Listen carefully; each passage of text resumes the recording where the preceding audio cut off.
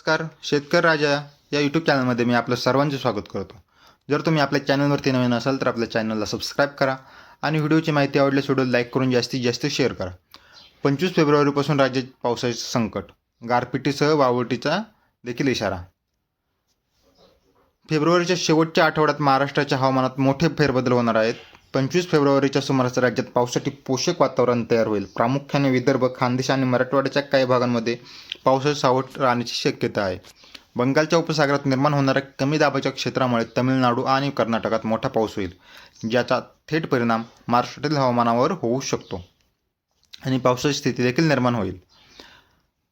24 ते 29 फेब्रुवारी दरम्यान राज्याच्या काही भागांमध्ये गारपीट होण्याची शक्यता आहे.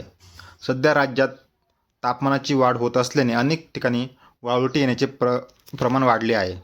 गव्हाच्या आणि ज्वारीच्या काढणीच्या हंगामात वेगाने वाहणाऱ्या या वाऱ्यांमुळे शेतकऱ्यांच्या कामात अडथळे येऊ शकतात. त्यामुळे खबरदारी घेण्याचे आवाहन देखील हवामान विभागाकडून करण्यात आले आहे. तर उन्हाचा कडाका आणि थंडीचा परतीचा प्रवास. राज्यात सध्या जाणवणारी सकाळची थंडी 19 फेब्रुवारीपर्यंत कायम राहील. मात्र 20 फेब्रुवारीपासून उन्हाचा तडाखा तीव्र होण्याची सुरुवात होईल.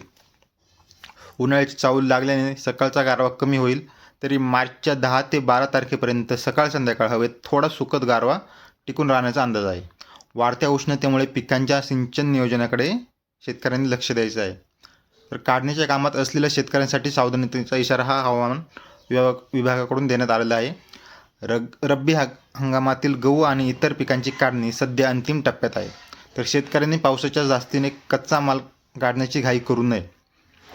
ज्या शेतकऱ्यांचा माल पूर्णपणे तयार झाला आहे त्यांनी 24 ते 28 फेब्रुवारी या कालावधीत सतर्क राहून काढणी उरकून घ्यावी. तसेच काढलेला माल किंवा काय असेल ते सुरक्षित ठिकाणी साठवावे. हवामानातील हे बदल स्थानिक पातळीवर कमी अधिक प्रमाणात जाणवू शकतात. त्यामुळे शेतकऱ्यांनी घाबरून जाण्याचे जास्त कारण नाही. आपल्या व्हिडिओची माहिती आवडल्यास आपल्या व्हिडिओला लाईक करा, जास्तीत जास्त शेअर करा आणि आपल्या चॅनलला सबस्क्राईब करायला विसरू नका. धन्यवाद.